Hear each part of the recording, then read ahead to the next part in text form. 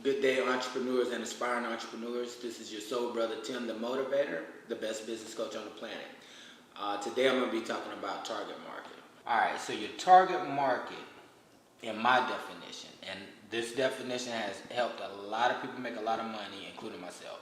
Sorry, a target market is the people or businesses that most likely wants or needs your products and services. And here's the kicker, and that can afford it. So the people or businesses that most likely wants or needs your products and services and can afford it. All right, so we're gonna do a customer avatar. So I'm gonna show you how I figure out what's my target market. Now, understand for each product and service, it's not gonna be the same target market. Each product and service might have a totally different target market. Alright, so I'm going to show you how to do a customer avatar to figure out who your target market is. Now, I never was a good drawer. I wanted to be, but I suck at drawing, so I'm going to just do a little something. Alright, so customer avatar. And this, I'm going to leave a ball head, but this is going to be male, female, kid, whoever. Alright, so the things you want to focus on when it comes to figuring out your target market, all right, by using a customer avatar, all right. First off, you want to know the race, all right, and that does matter.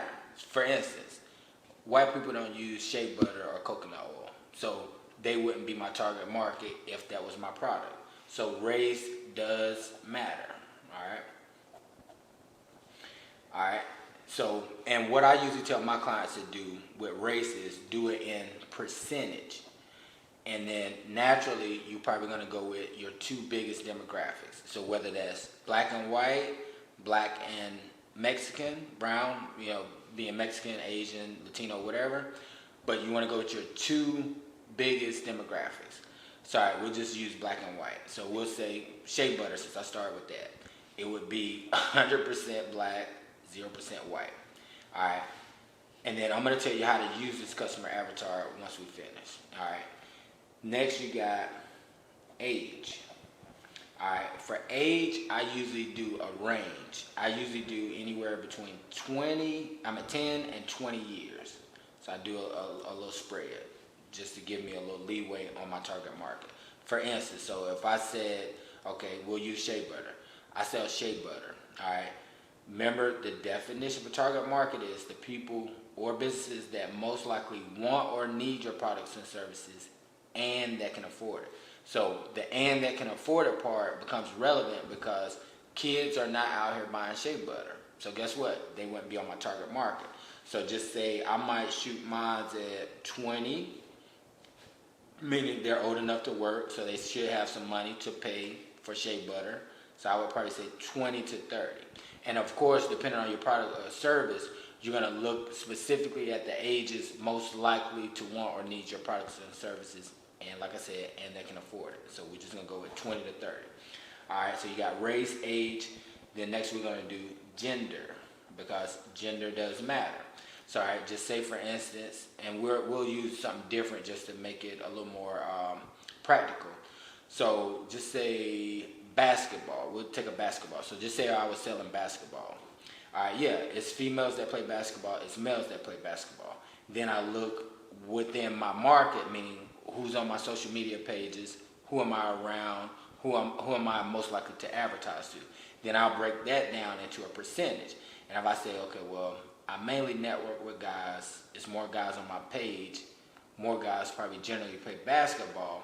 All right, so out of 100%, I might say 60% male and 40% female. All right. So we got age, race, gender. Last, you got occupation. Occupation. All right. Occupation is important when it comes to the and that can afford it part. So let me find something a product that would be relevant based on occupation.